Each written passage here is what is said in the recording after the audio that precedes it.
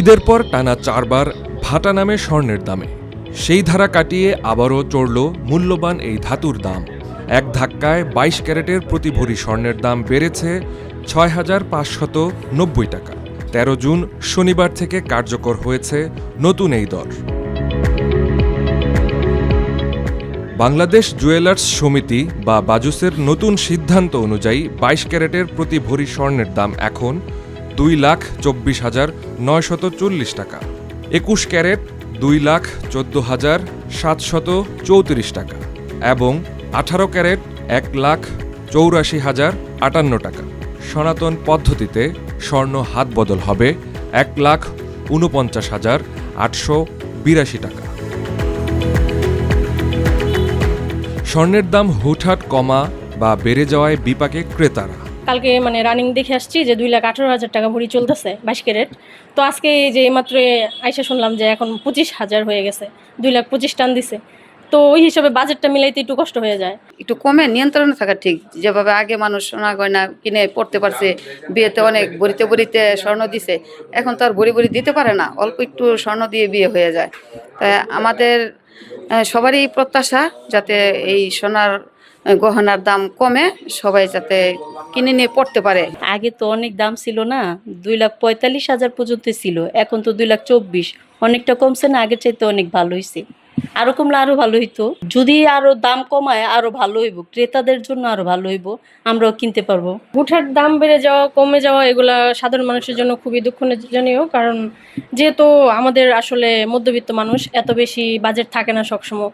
দেখা গেল কি যে একটা অনুষ্ঠান হোক বা কিছু করতে গেলে ফ্যামিলিগত কিছু স্বর্ণ কিনতে গেলে একটু সমস্যায় পড়তে হয়, যেহেতু বাজেটটা এখন অনেক বেড়ে গেছে। আমাদের জন্য অনেক সমস্যা দাম বেড়ে যাওয়ার। মনে করেন আমি সঞ্চয় করছি 1 লাখ টাকা, আমি একটা আংটি কিনবো, কিন্তু কিনতে পারতাছি না। কারণ দামের জন্য।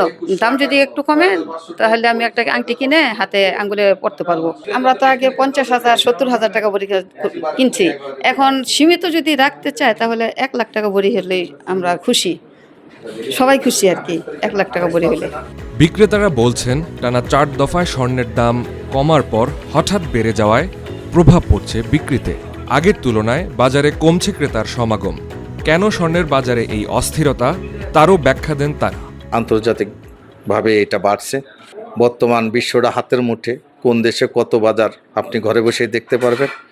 বিশ্বের দাম বাড়ছে বিশ্ববাজারে, সেইভাবে আমাদের এখানেও সমিতি এলারা বাড়াইছে। আমাদের কিনাও পড়ে বেশি, সব মিলিয়েই বাড়ায়। এটা আমাদের দেশেই যে শুধু বাড়ে তা না। প্রভাব কিছুটা পড়ছে, কাস্টমার একটু কনফিউজ যে না আরও কমতে পারে এরকম একটা ধারণা। কিন্তু ওই ধারণা থেকে কি হচ্ছে যে স্বর্ণের দাম আবার 1 ধাপে বেড়ে যাচ্ছে, 2 ধাপে বেড়ে যাচ্ছে, তখন আবার ভয় লাগতেছে না যদি আবার আগের জায়গায় চলে যায়। তো এই ভয়টা কাস্টমারের মধ্যে সবসময় সচরাচর থাকে। তো যাদের মোটামুটি ক্যাশ ক্যাপিটাল থাকে তারা হয়তো দেখছে টুকিটাকি কিনে রাখতেছে আর কি, প্রয়োজন তারা মিটাচ্ছে আর কি। ঈদের পরে কমছে 6,590, আবার আরেক দফায় কমছে 6,590, আরেক দফায় 6,590, 18, 21, 22,000 টাকা কমছে।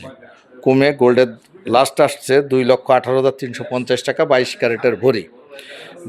বর্তমান 6,590 টাকা বাইরে ভরি হয়েছে 24,000 টাকা, 2,24,900 টাকা বর্তমান ভরি। আগের থেকে স্বস্তি আছে, কারণ নর্মালি 2,30,000 টাকার থেকে 2,24,000 আসাটা অনেক ডিফারেন্স।